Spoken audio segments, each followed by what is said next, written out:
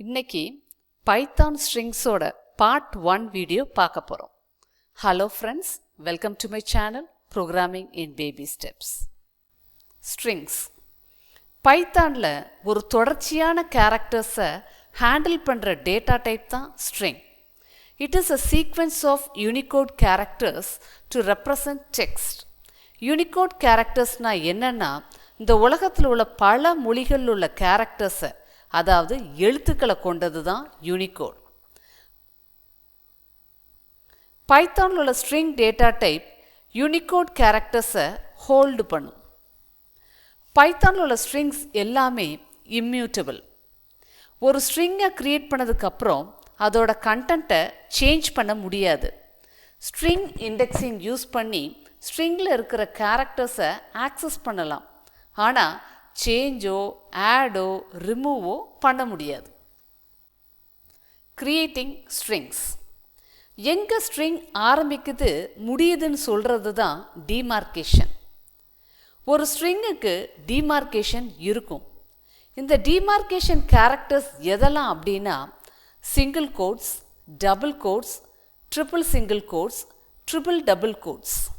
பிகினிங்கில் எந்த demarcation use பண்ணுறோமோ அதே டிமார்கேஷன் தான் எண்ட்லையும் வரும். டிமார்கேஷன் கேரக்டர்ஸ் ஸ்ட்ரிங்கில் இன்க்ளூட் ஆகாது. அந்த டிமார்கேஷனுக்கு உள்ள கேரக்டர்ஸை மட்டும்தான் ஸ்ட்ரிங்காக எடுத்துக்கும். பைத்தானில் உள்ள ஸ்ட்ரிங்கை சிங்கிள் அல்லது டபுள் அல்லது ட்ரிபிள் கோட்ஸ் வச்சு க்ரியேட் பண்ணலாம். இதில் நம்ம escape sequence, F string, R strings எல்லாமே நம்ம ப்ராக்டிக்கலாக பார்த்துக்கலாம்.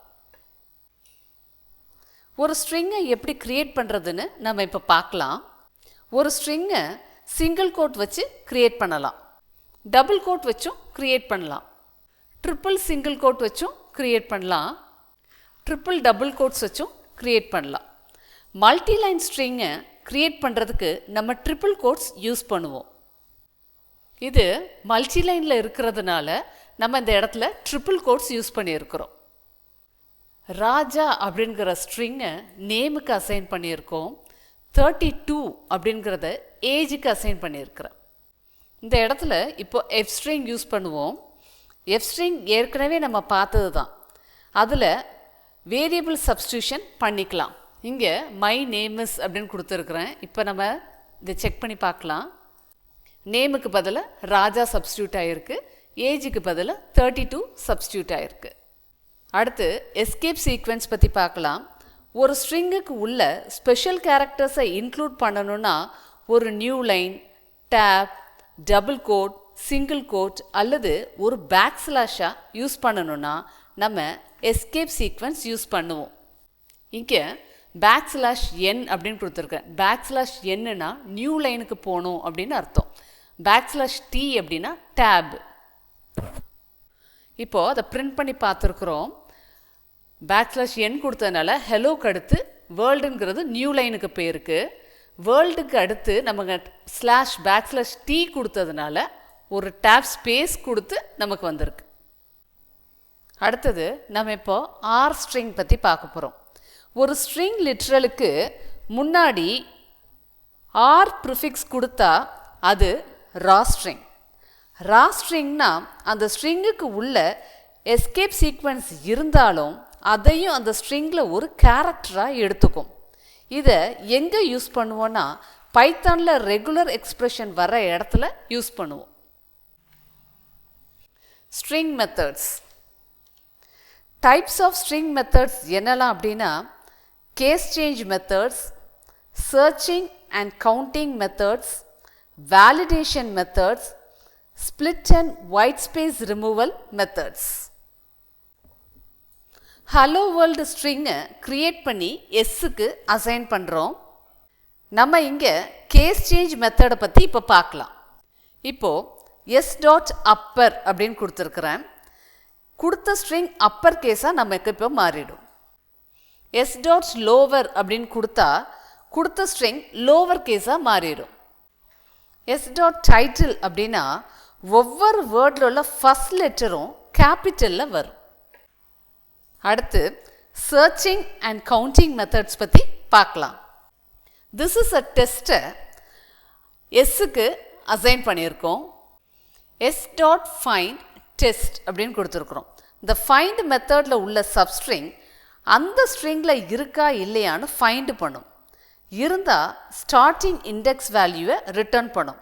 நமக்கு ஸ்டார்டிங் இண்டெக்ஸ் வேல்யூ வந்து டெஸ்ட்டுக்கு வந்து டி வந்து 10ல் இருக்கிறதுனால நமக்கு 10 அப்படின்னு வந்திருக்கு.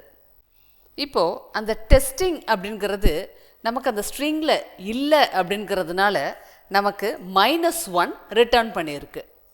அடுத்து எஸ் டாட் கவுண்ட் இஸ் அப்படின்னு கொடுத்துருக்குறோம். கொடுத்துருக்கிற ஸ்ட்ரிங்கில் இஸ் அப்படிங்கிற சப்ஸ்ட்ரிங் எத்தனை தடவை வந்திருக்குன்னு கவுண்ட் பண்ணி நமக்கு ரிசல்ட் கொடுக்கும். இப்போ இந்த இடத்துல திஸ்ஸில் வந்து ஐஎஸ்ன்னு ஒரு இஸ் இருக்குது, இன்னொரு ஐஎஸ்ன்னு இருக்குது. 2 இஸ் இருக்கிறதுனால நமக்கு 2 அப்படின்னு வந்திருக்கு. டெஸ்ட் எத்தனை தடவை வந்திருக்குன்னு நம்ம இப்போ கவுண்ட் பண்ணி பார்க்க போகிறோம்.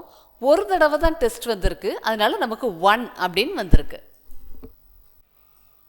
அடுத்தது நம்ம வேலிடேஷன் மெத்தட்ஸ் பற்றி பார்க்கலாம். 2 3 4 2 அப்படின்னு ஒரு ஸ்ட்ரிங்கை க்ரியேட் பண்ணி நமக்கு அசைன் பண்ணியிருக்கிறோம். இப்போது நம் டாட் இஸ் நியூமரிக்கா அப்படிங்கிறத நம்ம கேட்டிருக்கோம். ஆமாம், அது வந்து நியூமரிக்கா இருக்கிறதுனால நமக்கு ட்ரூ அப்படின்னு வந்திருக்கு. இப்போது நம் டாட் இஸ் ஆல்ஃபபெட்டா, அது ஆல்ஃபபெட்டா அப்படின்னு நம்ம கேட்டிருக்கோம். அது ஆல்ஃபபெட் இல்லை, அதனால நமக்கு ஃபால்ஸ் அப்படின்னு வந்திருக்கு. திஸ் இஸ் டெஸ்ட் அப்படின்னு ஒரு ஸ்ட்ரிங்கை க்ரியேட் பண்ணி டிஎக்ஸ்டிக்கு அசைன் பண்ணியிருக்கிறோம். டிஎஸ்டி டாட் இஸ் ஆல்ஃபா, அது ஆல்ஃபபெட்டா அப்படின்னு நம்ம கேட்டிருக்கோம். அது ஆல்ஃபபெட் தான், ஆனால் நமக்கு அந்த இடத்துல ஸ்பேஸ் வந்திருக்கிறதுனால அது ஃபால்ஸ் அப்படின்னு நமக்கு வரும். ஸ்பேஸஸும் ஸ்பெஷல் கேரக்டர்ஸும் வந்தால் நமக்கு ஃபால்ஸ் அப்படின்னு தான் வரும். இப்போது ஸ்பேஸை ரிமூவ் பண்ணிவிட்டு நமக்கு இஸ் ஆல்ஃபபெட்டான்னு செக் பண்ணுறோம். நமக்கு என்ன வந்திருக்கு? ட்ரூ அப்படின்னு வந்திருக்கு. இப்போ அதே டெக்ஸ்ட் வந்து நியூமரிக்கா அப்படின்னு நம்ம செக் பண்ணுறோம், ஃபால்ஸ். அதே மாதிரி இஸ் அப்பர், இஸ் லோவர் எல்லாமே நம்ம செக் பண்ணிக்கலாம். அடுத்தது மாடிஃபிகேஷன் மெத்தட் பற்றி பார்க்கலாம். திஸ் இஸ் அ டெக்ஸ்ட் அப்படிங்கிற ஒரு ஸ்ட்ரிங்கை க்ரியேட் பண்ணி டிஎக்ஸ்டிக்கு அசைன் பண்ணியிருக்கிறோம். டிஎக்ஸ்டி டாட் ஸ்பிளிட், இந்த ஸ்பிளிட் மெத்தட் என்ன பண்ணும் அப்படின்னா ஒரு டெக்ஸ்ட்டை ஒயிட் ஸ்பேசஸ் வச்சு பிரேக் பண்ணி நமக்கு லிஸ்ட்டாக தரும். 3 4 5 அப்படின்னு ஒரு ஸ்ட்ரிங்கை க்ரியேட் பண்ணி எஸ்ஸுக்கு அசைன் பண்ணியிருக்கிறோம். அந்த 3 4 5க்கு முன்னாடியும் பின்னாடியும் நமக்கு ஸ்பேஸ் இருக்குது.